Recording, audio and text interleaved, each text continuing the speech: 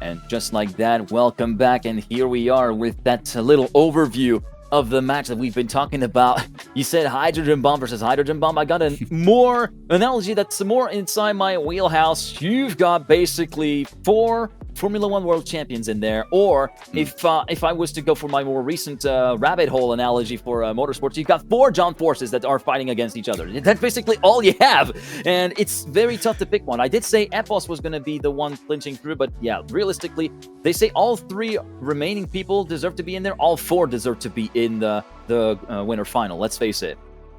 Well, what's so interesting about having 4 players that you could see moving on to the winners finals here is the fact that for mixed solos, you can be one of the best to get the points up to 120, but you have to be the best to move on in that final scenario once you're ready to get that first place. So it's about getting the points to 120, but more in my mind when it comes down to that clutch situation. Again, we talked about in the last match that we saw, was Gwen going to finish? Were they going to get that first place? The clutch factor wasn't coming through immediately. So I want to see how the players ice up when it matters most. Yeah, and we're going to have to see how this goes. But yeah, Epos, as we said, probably one of the biggest powerhouses in recent Trackmania memory. Just trying to check the times, see where he is at. He might be, he might be sneaking a bit under the radar. I say sneaking a bit under the radar just to give a reference on Bourdon. He still clocks in at 55.155, equal with Nitek, which is only 20th overall. But reminder, we have 5 people that are below the 55s and into the 54s, well into the 54s. Epos looking pretty dangerous on Cryomass as well, with a 0.648. And it looks as though we will be heading on to Bourdon, so maybe this will be the chance for Epos to dip into the 0.0s, maybe dip into the 54s. We'll have to wait and see, but 54, it's one hell of a stout time to find. Even if you do like a 0.1 or 0.0 in a match round, this is very, very good. Make no mistake. Yeah, it's going to come down to like tenths of seconds here when you have numbers like that being put up on these maps. I'm interested as well to see if does Letzer kind of have a target on his back, seeing as the Germans did so well on tech. I feel like that's another storyline to follow today. Germany, yeah, that could be true. Maybe pulling some momentum into this mixed solos game. You don't really have your teammates to rely on here, like I mentioned back in the quarterfinals where there were 3 Germans in the same round, but you also don't have it as well just in mixed solos. So we're getting excited. We're getting ready to hop into that first map, which is, take it away, G-Geek. Yep, the field is let loose, and we are racing in that second semifinal of the Trackmania Games Mixed Solo Tournament. Leicester with the best start will be moving into first place very swiftly after checkpoint number 2. Let's see who takes the wallbang. Oh, Elcom misses the wallbang outright. Stuffed as well. What on earth was that start? Epos does take the wallbang, but 3 out of 4 contenders completely flunk it in checkpoint number 3, and the first sector already wreaking havoc, and more so than what we first anticipated. And it will be Leicester still holding the lead, but Epos still very much keeping tabs on him. Yeah, on this map of Bourdon, it's just going to continue to be so interesting with that wall bonk so early in the map. You kind of get a feel for how the rest of it will go, and well, I don't really have a feel for how the rest of this entire round will go, as that was so spirally, but Leicester will continue having that lead into the win, earning that first win here on our first map.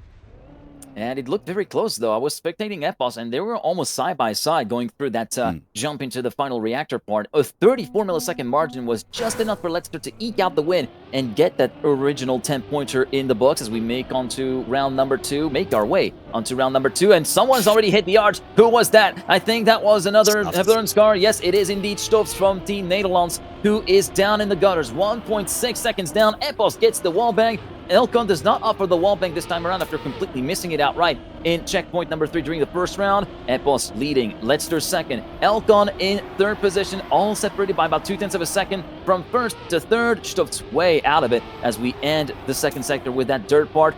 Hop from left to right, and then the tight chicane lineup before going onto the uphill left-hander, and it's still going to be Epos continuing to build up the staggering lead. Now 0.2 from first to second, and then the 2 protagonists for second place, Leicester and Elcon, are going to be battling it out, both barely avoiding the clip with the right side of their cars at the tail end of the track, and it will be a 0.018. There we go. Epos improving swiftly on his 0.155 by almost a tenth and a half, almost dipping into the 54s. It is a time that is definitely going to place him in the top 6. Top 5 is not far off. Coupled with the wall bonk in the beginning and then the smooth riding towards the end, Epos is setting the mark very high for these players to keep up with the action. So close to getting into those 54s, but make no mistake, Leicester still going to try to keep the lead after the wall bonk. Yes, they do. I think, was that Epos to take the bonk, but not kind of flub it afterwards? Yeah, I feel like, the wall bank does help out, but it's more of the transition afterwards. You know that double ramp transition? Well, from platform to ramp to the road, this is where you can lose the most amount of time, as was exemplified with Afi during the previous round. But in the meantime, Stuft and Leicester, look at that. Stuft's looking to mount a fight back after those 2 disastrous rounds for him. But unfortunately, the fight back ends at the apex of the corner before checkpoint 8 with that unfortunate wall brush from the left side of his car. And another wall brush, this time from Epos at the tail end of the track. Elcon versus Leicester at the line. It will be Leicester by 95 milliseconds and clocking in a very respectable .208. And Elcon will be clocking in a .303. Epos third and Stuft's in P4. And with that, Leicester will regroup into the lead of the race with 24 points. It showcases how important consistency is here in the mixed solos. Can you perform without wall brushing at such a high level? There's only 4 players here, 3 competitors for each one of them. There's not a lot of margin for error here. So you gotta try to optimize it as best as possible. And I gotta say, Epos continues to set that bar so high. Look at the lead to start, but then Elcon, the early angle there, this very sharp line to keep the competition close against Epos.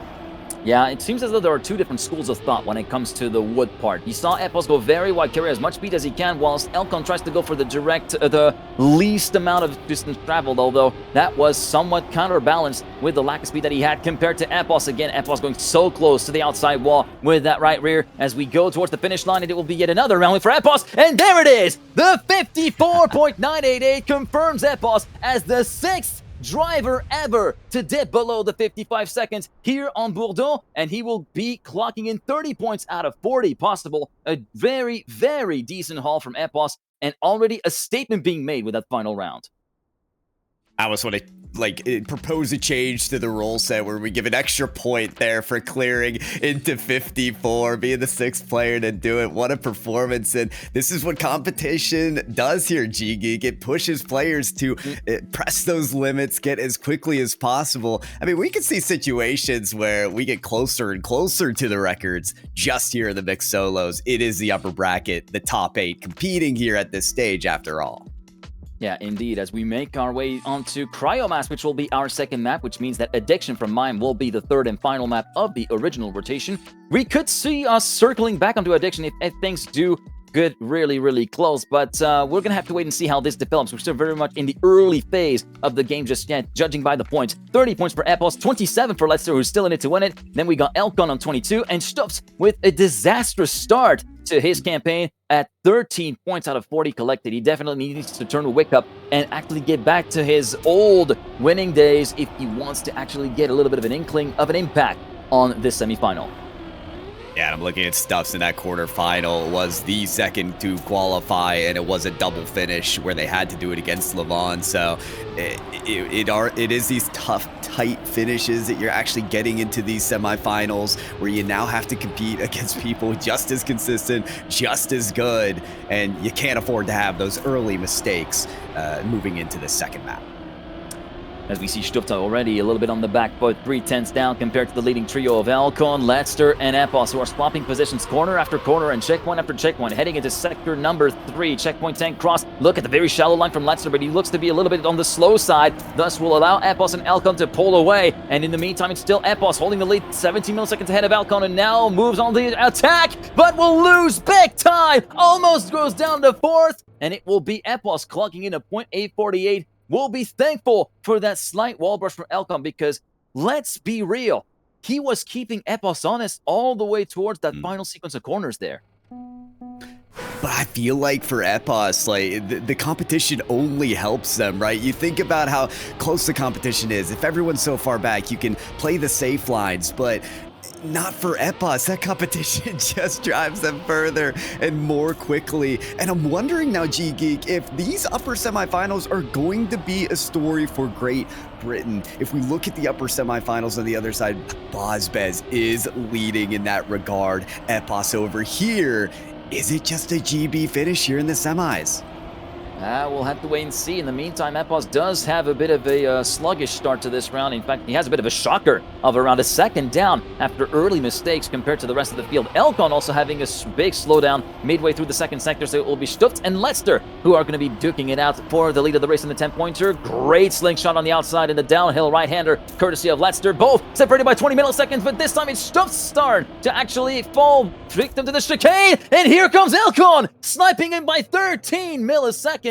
To take those 2 extra points. Epos will reach the finish line and will take this as a temporary setback to the march and unstoppable progression that he has made. Both Leicester and Epos on 43 points. They're a third of the way towards finalist status. Big tied-up scenario here, and I love the finale of that round because it showcases exactly why you don't give up. There could be a wall brush for any player at any moment on these maps as they are forging ahead to get the best times possible. You can slide in and steal a placement by just a couple milliseconds. So far in Sector 2, it will be Epos and Leicester locking horns, going toe-to-toe for second place. And then we see that traditional rift that we see in Trackmania rounds between the top 2 and the bottom 2, although that rift gets completely scrambled and thrown out the window as Stutz completely messed up the corner alignment for checkpoint number 8 and will be falling down to last place and will be locked there in a perennial manner as we find a little bit of teleportation maybe on the side of Leicester. Elcon touching the wall on the inside before checkpoint 11. Leicester promoted back up to second, but Epos this time completely undisturbed and in his lane after 2 disastrous rounds for him, quote-unquote, will be clocking in a .882 and get yet another 10-pointer. I say 2 rounds disastrous. He did come up with a win in the original round, but remember, Elcon was there and almost there to completely spoil the party for the Englishman. Yeah, nearly there. I mean, Stuffs does get in just there for a 3rd place, but with the differential of just +3 or +4 to 3rd and 4th, it feels like the big change has to be 1st and 2nd. This competition right now between Leicester and Epos just gets all the more nail-bitey. Could be a barn burner when we get closer to those triple digits in scoring. But for now, Epos leading on this round. With this time, it's actually Elcon and Stuffs to push them forward. Yeah, currently Stuffs and Elcon pushing forward, and Leicester fighting for his life. I'm currently sitting on this perspective, and there's a lot of rollback, luck, a teleportation on this side. Let's hope it can actually hold up and push it through this little turbulence maker, in a sense, in terms of his internet. Epos, Stutz, and Elcon. 1, 2, 3 are the positions going to stay as is. The answer is a yes! Surprisingly, I was expecting Elcon to go for the full dive inside, but he comes up just short by 17 milliseconds to snipe Stutz away from that second place. Stutz definitely needs to actually get those points back, and Epos continuing his unstoppable march forward. 63 points out of 80 possible to collect in the opening 8 rounds, and we're going to be moving on to Addiction. Arguably one of the main choke points, if not the choke point of the mixed map pack, at least in my opinion.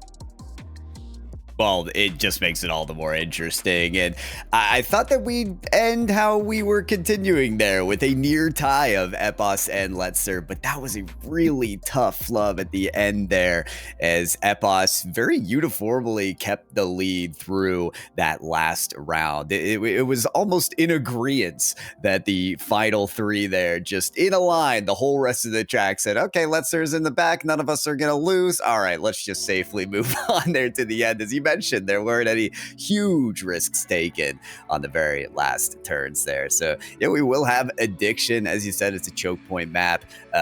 This could be one where the lead stays with Epos, that the lead only gains, or gets a little more interesting. We did get a little bit of a look at the times. Epos is on a .448, Elcon on a .456, Stokes on a .468, and Leicester on a .479, so very close in ultimate pace. But of course, as we said, it is a very different thing to be able to reach that kind of pace on time attack and try to pull it off in rounds, or be close to it in rounds. So far, it looks as though Leicester is off on a bit of a setback at the start of this round with early mistakes in the first sector, the first 3 checkpoints, which will relegate him down to last place, half a second down. In the meantime, it's Elkon leading, Epos in hot pursuit in second place, Stufts in third, about 2/10 down, negotiating the crest and the slingshot all the way along the left-hander in the dirt. Checkpoint number 8 in sector 3 is now starting with Epos still chasing down Elkon, trying to find an aperture, trying to find an opening to actually retake the lead. It doesn't seem like there is an aperture right now. Maybe on the final dirt slide, is he able to pull it off and get a bit more speed? It looks as though the answer is a yes to the line. Epos snipes Elkon by 9 milliseconds, and we'll clock in a 0.482 to boot. Letzter third, Stutz in P4, and Epos, man, that finish from Epos just I cannot believe it. My jaw. Chef's kiss. My jaw is on the ground. 0.009. You're kidding me. Epos got like that little bit of airtime on one of the sharper turns, and I thought after that it was over for him. But yeah, like we said, never give up. Not until the final millisecond, it seems at least. But you know, seeing another tough start here for Stuffs. Just for the Dutch, I was hoping that these early mistakes wouldn't continue to raise their ugly head here on the third map, but that unfortunately is the case. I wonder if it's one of those situations where they're trying to do a little too much to keep up with the top competition and continue to fall into those mistakes, but nevertheless, it is your top 2 of the group competing for the finish line here. Epos able to hold on to the lead. It does look like with the car length ahead that it's going to be too difficult for Leicester to get that lead, and that is certainly the case as Epos holds that win.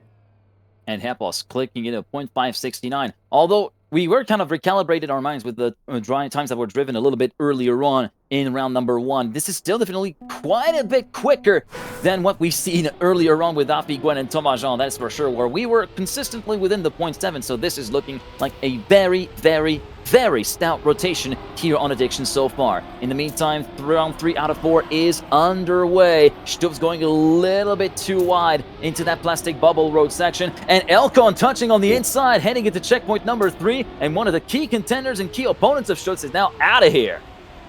That's right, yeah, it's this 2-horse race unless Elkon can keep up with the competition, and having that little brush there makes things all the more difficult for him to challenge players like Letzer.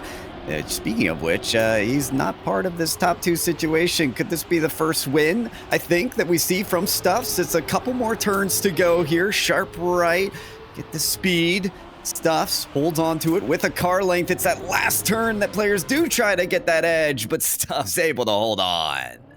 Good innings from Stuffs with that low 0.528. Epos in second place, Letzter in third, and Elkon in P4. Stuffs getting a 10-pointer. I feel like we're starting to get a little bit of a shaky area of being able to get away with third places and fourth places for the Dutchman, because he definitely starts to roll in the point bank big time, and he needs to do it quickly, because as we get onto the second rotation, he's not going to get that much more opportunities, I fear, as we go on to round number 4 of Addiction. After that, we'll be circling back to the opening map, which is going to be Bourdon, and we do see Epos locking horns with Letzter at the end of sector number 1 within the same millisecond, crossing checkpoint 4, might I add. Elkon is also in there, waiting in the wings, ready to pounce on any possible opportunity, and Stuft a little bit further removed compared to where he would like to be in P4. Now through sector number 2, checkpoint 6 and 7, that slingshot over the crest. The long dirt left-hander, now checkpoint number 8 in sector 3, and Stopes is out of it. He actually brushed the wall on the apex of the first right, and then hits it to the wall into the second right. Epos and Letzter still going toe-to-toe. They haven't given themselves any room for error so far in this round. Letzter emerging in the lead before the ice slide, or the dirt slide rather. Epos almost tried to snipe him, but by 1 millisecond, he is going to fall short. 0.497 to a 0.498. Our closest finish that we have seen that you could ever imagine. Epos, you saw that super narrow angle into the very end, wanted to cross the plane as quickly as possible, and you got to imagine, G-Geek, if they had just a pixel more of an advantage, Epos could have sniped that win. Yeah, that was very much who dares to go tighter. Who dares to go as tight as they can, and who dares to risk full stop picking into the arch. of the risky fin. That's the biggest thing of dread for me whenever there is kind of a risky fin like that, where you try your best to try and get as tight of a line as possible to get the trigger as early as possible in order to get the odds in your favor. But here, didn't work out for Epos, but it will probably work out as we circle back to Bourdon. Remember, he drove a 54. He is the 6th driver ever to run a 54 on the public leaderboards here on the map from Leroy and Fief. So it is going to be a very, very strong statement of intent that has been sent, and a very tough ordeal to topple the Brits as we make our way to the second rotation. It almost feels like home court advantage, as well as Epos has done with that time we spoke of earlier. 95, tracking ever so closely to that 120, but okay, off the wall bank, it's actually not Epos in the lead. We'll have to make some adjustments here in the mid to late game as Elcon, one of the non-top 2 players here in the group, are fighting for those wins, those 10-pointers, as the rest get 6, 4, and 3. Can be huge to cover the difference as we make our way back through the maps. Epos does indeed end up passing Elcon. Elcon still challenging for it, though. Off the grass, there is a brush there from Elcon, and you couldn't ask for a better lead here now from Epos into the reactor and through the finish. And with that round win, Epos passes the 100-point threshold. He's into the triple digits territory. Still needs 15 points to make his way onto finalist status. Let's on to 80, is 2/3 of the way there. Elcon almost halfway there. Doesn't crack it just yet. He's 1 point shy, and Stuft's on 55. As we now go on to round number 2 of this second rotation of Bourdon, let's follow along with Elcon, who goes for a bit of a conservative slingshot around that 90 right-hander before checkpoint number 2. It's going to be Letzter, who tries to go as far outside as possible. Stofts misses the checkpoint, misses the wallbang. He tries to go for it, but didn't get the proper turn-in that he needed to be able to go all the way home. He will be falling back down to 4th, about a 1/10 of a second down, a gap that will continue to get exacerbated as checkpoints and turns go by. As we go on to the top 3 fight now with Letzter, Elcon, Epos, and make it a 4-way fight because Stofts is still very much in the hunt. He's got a dog that wants to hunt in that stadium car. Not anymore, as he goes too close to the inside wall and brushes with the left side of his car. He is completely out of it. Elcon in the lead, Letzter in 2nd, Epos in 3rd as we go on to checkpoint 8 and checkpoint 9. Who gets the best slingshot? It will be Letzter and Elcon with the best slingshot. Epos cannot really retaliate, or can he? It's going to be down to the finish line. It's not enough. Elcon gets the 10-pointer. Letzter in 2nd, about a 10th down, and Epos 2 further 10ths down in P3. We'll be moving on to 109, arguably one of the worst scores to get, along with 119, which is what he is slated to get if he wins the next round. Yeah, that's right.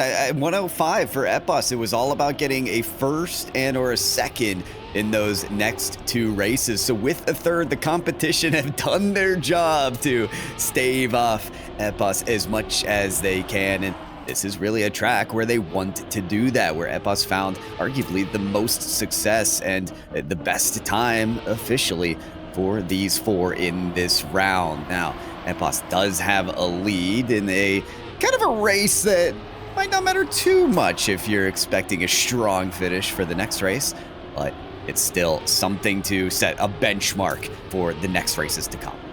Indeed, and it looks as though we might be getting a very good benchmark in terms of time coming in from Epos. Maybe not a 54, but a low 55 looks to be on the cards. And Stuft is also playing ball. He's also right on the side of Epos. As we go to the finish line, what the time will be, it will be yet another 0.948. He's just absolutely on a mission, Epos, at this point. And that will actually propel him, well, it propels him into the top 5, 9 milliseconds ahead of the time of Afi. And Stuft's, he already has a 0.9 to his credit of 0.922, but he runs within that same 10th. It looks really, really impressive. And also, one thing that I forgot to mention is that due to the 109 and now 119, he's not going to be able to close out the deal here. He's going to be able to get finalist at the end of this round, but he will have to wait until the next map in order to get his first finalist attempt.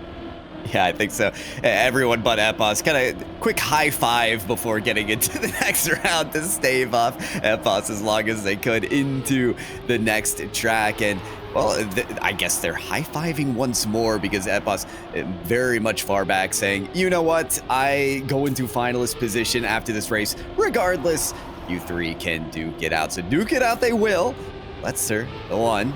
Currently in the lead as Stuff's getting that 54.9, maybe feeling confident that they could take a 1st, but into the last turn, has Stuff's taken the lead. No, 0.015 difference. Leicester holds on to a win and a +10 that it feels very important as they track closer to that 120. Yeah, exactly. And the gap was 29 points. Now it is down to 20 between Epos and Leicester. Epos, of course, moving on to finalist status by virtue of that round finish. He said, you know what? I'm just going to let you duke it out. And yeah, I think you can also afford to say that. Like, I have enough gap to see you coming. I don't really need to worry about y'all as we go back onto Cryomass for another rotation, which could be the last rotation given the scores. 100 points for Leicester. Leicester definitely the man with a bit of the upper hand, although as I say that, Elcon was keeping Epos honest in the very early rounds, so you might have to look out for the Czech driver. I was going to say the Dutchman, but no, the Dutchman Stuft is a little bit further out of it. Both are quite out of it. They're on 76 and 70. They're going to need a bit of a miracle to be able to make a full, flawless run, and also pray that Leicester and Epos have some trials and tribulations in order to be able to cause that gap back down as the second rotation of Cryomass gets underway in just a few seconds. And admittedly, Stuss has been on the upward trend since we began this competition, I want to say. So they do need sort of a miracle, but the trend says that that could be possible. Now, reminder for everybody, as again, Epos, that red highlighter means that they are a finalist. If they win a track, they are through to the upper finals. The bottom two are not eliminated from the tournament. This is the upper semis. They will move down to the lower bracket.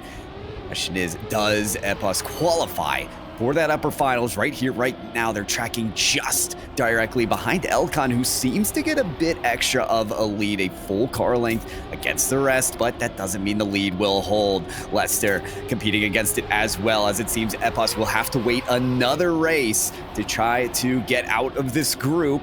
But the competition for first is still so close. In fact, everybody with a chance to get through to it. Off of the dirt, moving to the next stage, into the grass, Elcon. Lead gets just a little bit better. Good enough. Oh. Yes, for the win. A close one at that. And look at the time, a .672. Just like that, actually equaling the time that Granati set just over half an hour ago. P10 and P11 in the overall leaderboards. That is a stout time by Elcon as we now start round number 2 here on Cryomass. As we go onto the ice slide, who gets the best snap? It will be Elcon emerging in the lead after checkpoint number 3. Epos with a great line on that negative camber double right-hander. Now onto checkpoint number 5. Sector 1 is done and dusted. Elcon, Epos, Stutz. 1, 2, 3. Leicester a little bit further removed in P4 compared to where he would like to sit. Currently sitting quite far down, 2/10 down almost, a tenth and a half down compared to the leading trio. Now the positions are starting to shuffle. It's Stufts taking the lead temporarily. Epos coming back at him. So does Elcon. Epos, Elcon, Stufts. 1, 2, 3. At the moment, Epos still trying to fend off the attacks of the Czech driver and the Dutchman. And now it's going to be Elcon falling by the wayside and going too wide, hitting with the left rear. Epos in the lead. Stufts in second place. Leicester in third. No one can dislodge Mr. Epos, who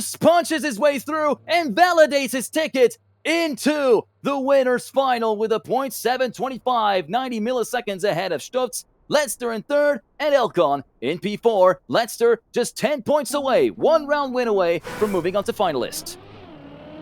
And between both of your upper semifinals, Epos, the first player to qualify themselves to the mixed solos upper finals. What a dominant performance as well. No one really near qualification.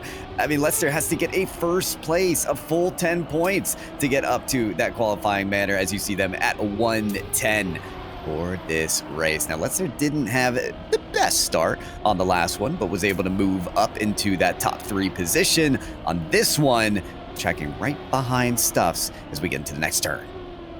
Oh, Stuffs currently holding the lead, and Leicester with a very, very heavy wall brush indeed, and sees Elcon streak by, so he's not going to be able to conclude on that map. He's going to have to wait until we go on to Addiction in order to be able to seal the deal here for this particular matchup.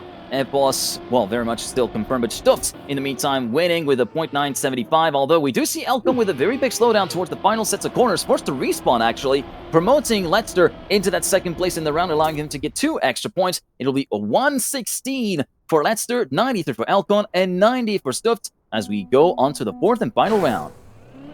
that's tough for Elcon, as kind of every point matters when you're racing to try to get to qualification. But this is really the last race where the pressure isn't on as much. You just have to make sure after this race that Leicester doesn't win before you. But for all things considered, throughout this competition, Leicester has been a top 2 performer just in the consistency's sake. Like right out of the gate on the first map was farming top 2s. And it looks like that may be the case here in this race, as Stuffs is fighting for that first place, does end up having to take the wider angle, but maintains position and speed right behind Leicester. That's another wider turn though, as Leicester, despite not having toe-to-toe with somebody else, was staying ahead. But that little hit is going to allow Stuffs to take the lead, a huge lead as well. It would take a magnificent mistake to drop it. Stuffs, another first place to climb ever so closely to qualification. Yeah, that was a very unfortunate crash from Leicester there on that double right-hander there. Goes a little bit tighter than he would have liked to, and then just hits with the right front that completely sends his car, sends not quite a full stop pick. He doesn't come to a dead stop, but slows him down significantly, which is definitely going to hamper him somewhat. But we say that he was already just 4 points behind final status, and given the last place, you can get his third, and 30 equals 4 points. It wasn't really all that meaningful to get that stop pick there. Maybe just the opportunity to kind of let a little bit looser, knowing that he can approach this next set of rounds with a 20-point advantage over the nearest opposition in the form of Stutz. Actually, it's Stutz on 100 and Elcon on 99, as a matter of fact, as we move on to Addiction. And that will allow him to board a little bit more serenely those next 2 rounds. I think the mentality is definitely there for Stuffs. Like I mentioned earlier, they've been trending up in this competition.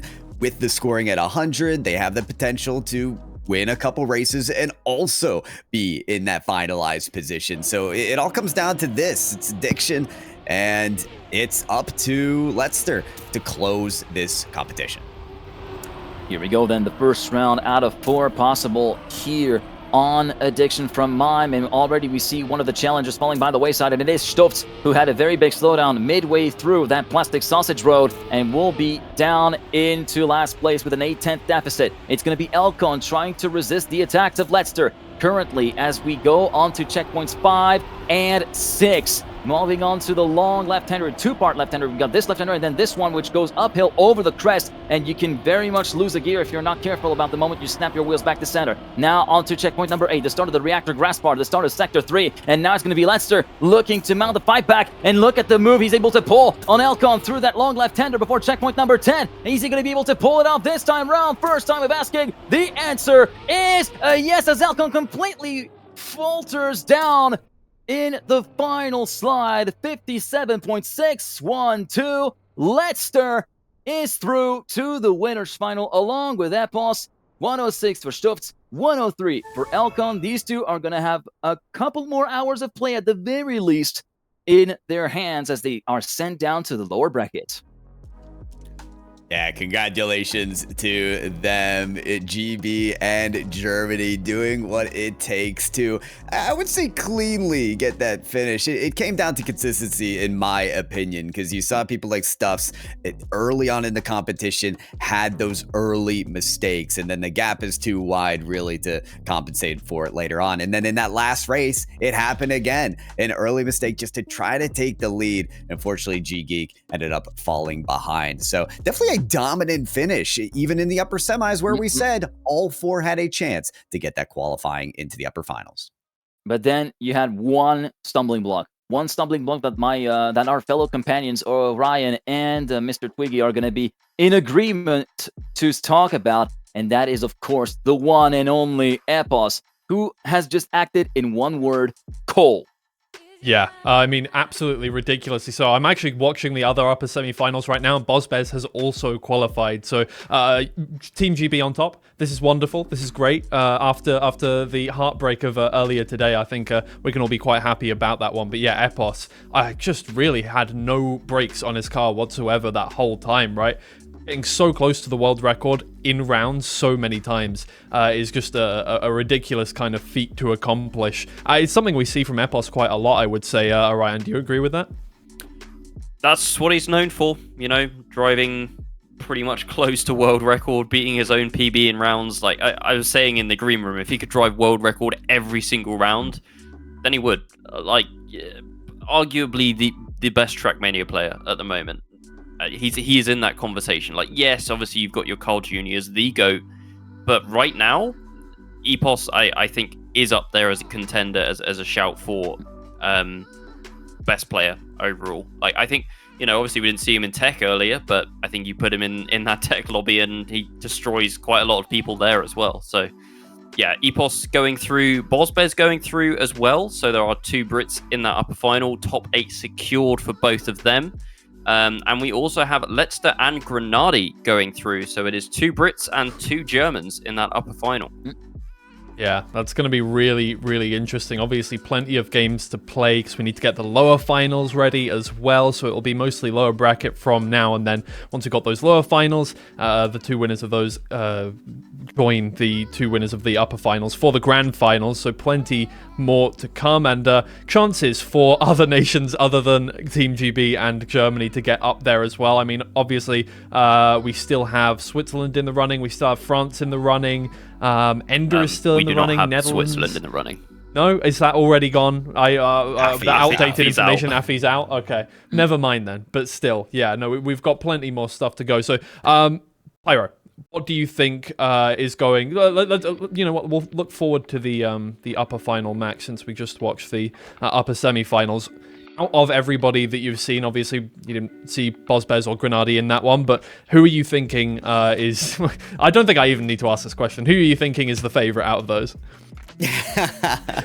I guess the answer is no. Yeah, after Orion's kind of glory speech for Epos, I don't know how you can go any either way, but it's interesting to see that the GB and Germany are all going to be there in the finals, because this is mixed solos, right? This isn't tech, this isn't teams, but it's gonna sort of feel like teams there in the upper finals when you have them represented from 2 different countries. But I also do want to say there's some interesting developments in the lower bracket. I got my eyes on Masa, who has been in the lower bracket, I think, longer than anybody else still in the competition, just still surviving. Again, another German player, but we'll see. We could have a crazy grand finals where there's plenty of German representation. Yeah, for sure. I mean, G-Geek, what are your thoughts on that one? I think overall, right now we're seeing more of the landscape of who is getting through and who is going to be in the lower finals and who's going to be kind of making those runs up. Do you think there is a specific nation that you have on top? I mean, at the moment, it's hard to talk against. It's hard to talk against Team GB, without a doubt. And I say that with a little bit of a twisted heart, I'm not going to lie. But Team GB are definitely looking to have things dialed in. And they're looking scary, downright scary. Of course, much like we said, I haven't seen Boz nor Granadi play just yet, so they might be a bit unknown variables coming into it. But if their bracket run is anything to go by, and if their teammates' performances are anything to go by, the sparks are definitely going to fly. And honestly, I don't think it would be that far off to see. Honestly, both scenarios are likely that either one of each nation drops down or an entire nation drops out into the lower bracket before we reach the grand final. So honestly, it's a tough one to call. It's a really tough one to call in exact result. Yeah, of course. Well, look, in the next game that we see in the upper bracket, the 2 losers will be going to the losers finals against the winners of the way they put it, the final losers one. So there is going to be those 2 semi-final losers games. That is New Prime, Alex, Brinhen, and Elcon in the first match, and then Josh and Stuff are going to be joining Gwen and Massa in the other lower semi-final. The 2 winners from each of those will play against each other, and then the 2 winners of that game will be up against whoever loses that upper final game. So plenty left to go in that lower bracket. Who are we thinking now that we do have a kind of an overview of what we have going on down there? Are there specific players that you think might make that lower bracket run? I'll start with Orion. I mean, I think so far the only 2 players that ended up in lowers round 1 and are still alive in the lower bracket are Massa and Gwen. And honestly, I could see both of those progress. Stuffs did not look at his prime in that upper bracket semi-final, and Josh looked supreme all the way through so far and set 2 world records this morning on those mixed maps, but just didn't quite have what it took to get through to that upper final. So maybe Josh picks himself back up. Maybe we could see a little bit of capitulation from Massa. You know, Massa is very an all or nothing player, can be a little bit crash prone if the mental starts to dip. And Josh might sense an opportunity there. So I think Gwen probably goes through. Had a bit of a shaky lower bracket, by the way, because it was actually Pustito Paco who ended up on finalist first in that match, but ultimately Gwen and New Prime were the ones that made it through. So a potential double or triple finalist situation played out there. And then we also have in the other match Brinken, Elcon, New Prime, Alex W.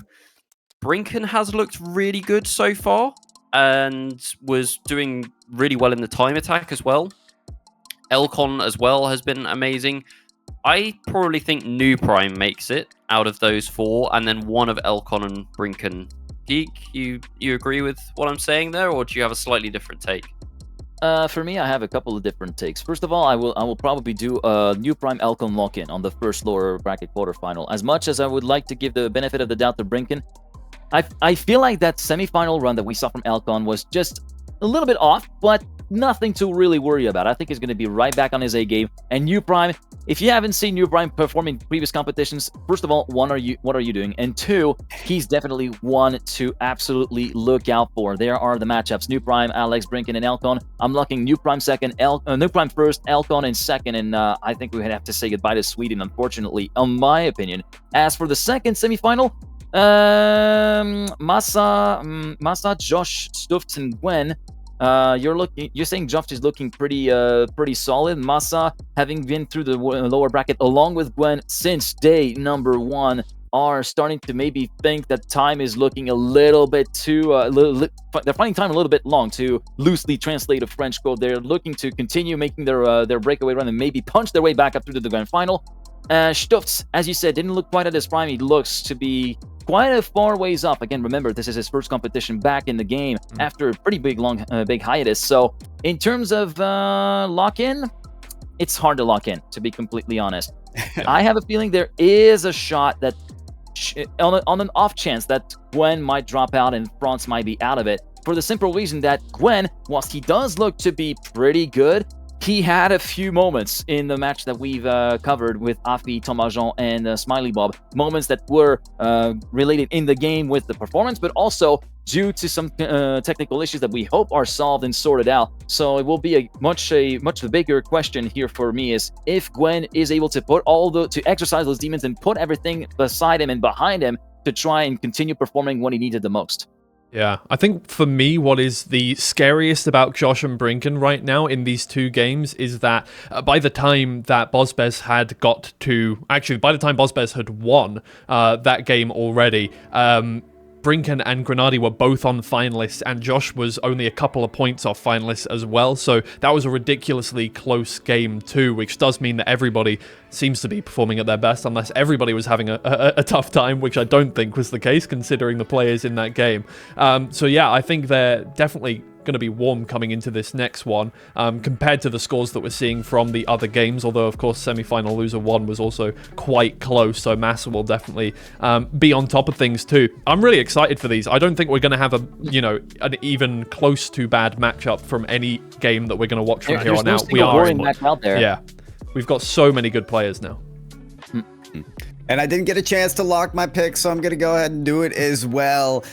Give me Elcon and New Prime in the first one, but the second one in the lower quarter seems really interesting to me. I think that could flip-flop either way. Orion mentioned how good Josh looks this morning. Stuffs, to me, I agree, didn't have their best performance, but like, it's streaky. It's hot and cold, right? We saw a lot of early mistakes in that upper semis. Just the fact that that hot streak does exist makes them still a dangerous and scary factor. And then finally, I want to say that I may just be rooting for New Prime and Masa to make it forward because of how hilarious it would be that Germany is the only one with like the possibility of having all 4 in the grand finals. It is the Trackmania games. That is not what anyone wants to see, of course, maybe except for Germany. But just the fact that it could happen is funny enough to maybe root for. G-Geek, what are your 4 picks for the 2 players, or the 2 players to come out of each game that we're going to be seeing in just a second? I've already locked in Elcon New Prime, that's for sure. And as I said, it's a very, very tough one to do a lock. But I would have to go with Masa, and I want some part of the tricolor to still keep the dream alive, and I would like to root for Gwen for second place. Although I know it might be a little bit shaky, that's the pick I'm going for. All right, and finally, Orion, what are your picks? Yeah, I think Elcon New Prime, and I'm going to go Josh and Gwen. Okay, awesome. I think I'll follow you on New Prime Elcon, and then I think I have to go with Josh just because, you know, and then Gwen is going to be my second for that one. So we're going to head to a quick break now, and then we will be back with our next game. We're really homing in on the finals for mixed solos here, so every game is just going to get more exciting from here on out, guys. So join us after a quick break because the action just doesn't stop.